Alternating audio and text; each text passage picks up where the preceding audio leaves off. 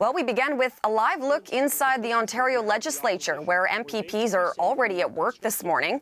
The Ford government is getting an early start on advancing its controversial legislation designed to prevent a strike this Friday by the province's 55,000 education workers. Ontario is invoking the notwithstanding clause to pass the legislation, but whether it passes or not, the province's schools will see a big impact this Friday. This proposal, this legislation, provides absolute stability for kids to the extent we can control it, and ensures they remain in a classroom. If they say it's illegal to strike, then we will be on a political protest.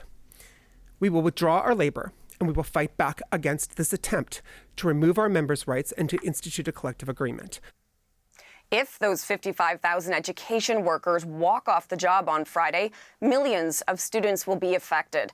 Many boards across Ontario, including in Toronto, say schools will be closed. And that has many parents feeling stressed and scrambling to make last-minute plans for childcare. Natalie Collada leads off our coverage this morning. So, Natalie, good morning to you.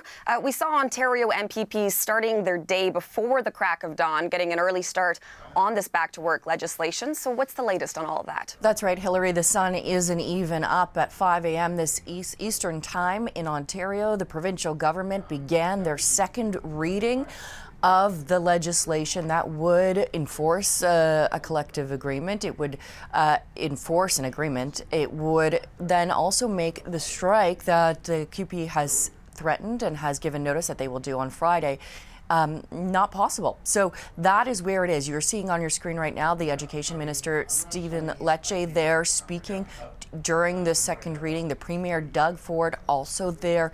And it kind of gives you a sense of how committed they are to get this back-to-work legislation in place to prevent that strike on Friday. And they are hoping to have it pass. QP, though, gave the strike notice on the weekend. The talks, we know, broke down with the government. The government said for them, they really needed the union to rescind their strike notice in order to move forward with negotiations. But that didn't happen. They said if that didn't happen, they would table this legislation. And now on your screen, you're seeing the second reading of that legislation. The key here in the negotiation at the table were wages, particularly what we're seeing in terms of a dispute around that. So now we know the Minister of Education, he was on Power and Politics last night. He spoke about the move. Have a listen. I will not tolerate that. I will not accept for one day a strike. That is not right after what these kids have been through. And someone has to have the political courage in this province and country to say enough. And that's what we're doing with this bill. We gave them that choice. We increased their wages and a better offer, and even still, they chose this path to strike. And obviously, they're living with the consequences today.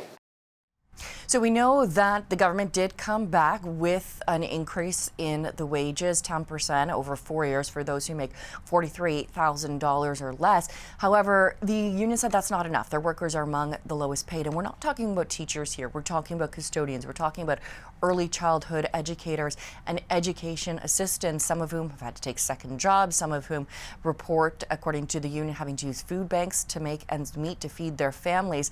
And the ability to attract enough, for example, education assistants appears to be a problem. It's something that Sherry Lee Price, who herself is an educational assistant at a school in London, Ontario, spoke a little bit about. Here's what she had to say. Take a listen. Often run short in our building. It's not a job that I can say, I'll put that on the pile for tomorrow.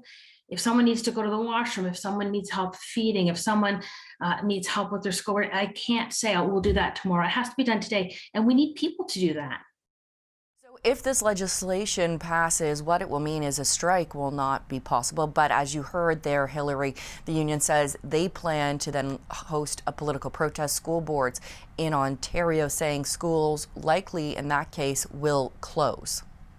And what about the status of those negotiations? Are they going to be continuing today? So that's a little bit unclear. We know that the union says they are preparing a counteroffer, but when asked, Lecce wasn't clear whether or not he'd read it. He said they had their chance on Sunday. The government proceeding with that legislation to keep those schools open. And as we see right now, that is continuing to happen, that second reading underway. Okay, Natalie, thank you for all of this. The CBC's Natalie Collada for us this morning.